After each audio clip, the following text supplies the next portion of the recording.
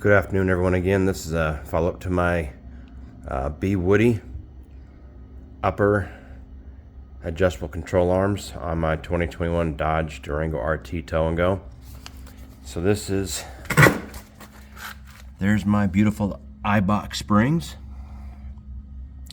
and if you do that on this particular vehicle, I guarantee you your camber is going to be off.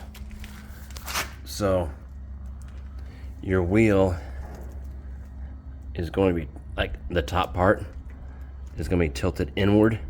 It's going to slant like this instead of being up straight up and down. So to fix that is the wonderful, beautiful BWoody adjustable control arms.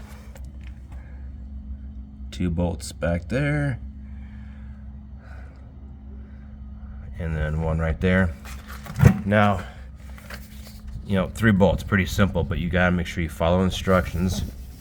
Obviously, you want to take, when you're taking the stock one off. Why am I a neat freak?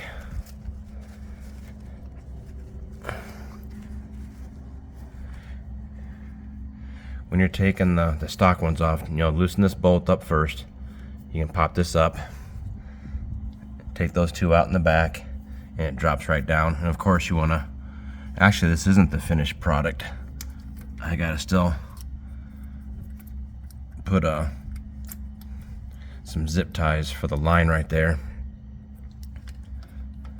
But anyway, this is what it looks like. Like I said, you can adjust the length. It's a double adjustable, so I adjusted this side to make it longer, and I adjusted this side to make it longer, so this bolt's kind of like right in the middle. So it's nice and sturdy. I don't want to extend this arm all the way out and only have it be on like a couple threads. So I want to make sure this arm was moved out that way and this arm was moved out that way, so it's kind of, they both have equal sharing power, if you will. Some things you want to make sure you take a note of. They provide, basic instructions, but you do make sure you want to follow them, especially when you torque down the bolts. The spindle bolt right there, you want to torque it down to 79 pounds. The cradle bolts in the back, 74 foot-pounds. And they provide a real nice copper anti-seize. You want to make sure that you use this stuff all over the rubber bushings. So these ones right here on the spindle, they're polyurethane. Like I said, the ones in the back, those guys in the back are a Delrin composite material. It's more high performance. You don't need both to be Delrin unless you're running 900 horsepower or more, and it's going to be noisier. So most people, including me, I probably could have been fine by getting those back there, the polyurethane bushings. I only plan to go like 600 horsepower with my build, but I know I got the hybrid one. Why not? You never know. This spindle part right here is concaved. It actually kind of goes in. And so BWoody, they do include a washer that has like a little bit of a backdrop. It's concave. What do they call it? They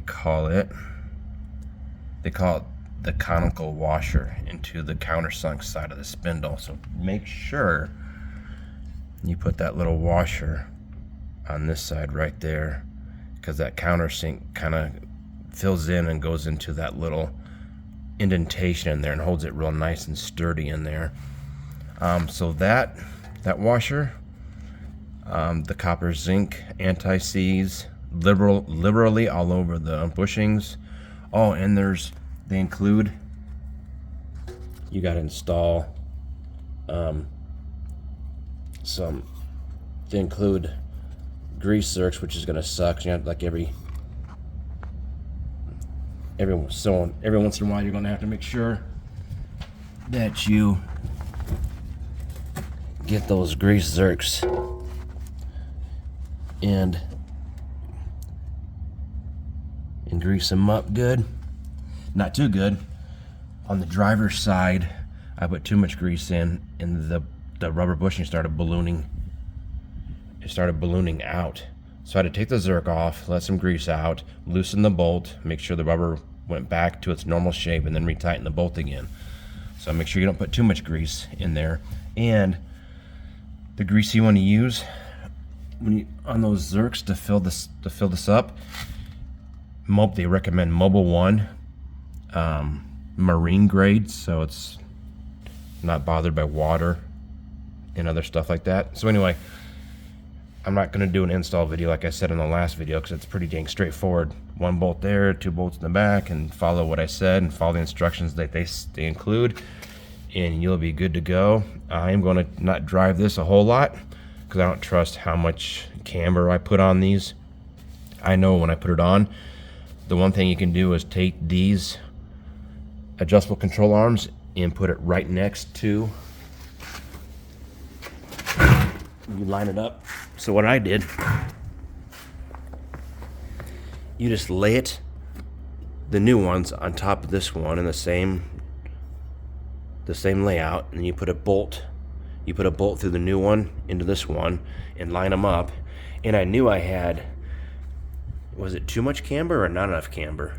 But I made the new ones, the adjustable, the BWoody ones, I made them just slightly longer than these right here to kind of correct my camber issue.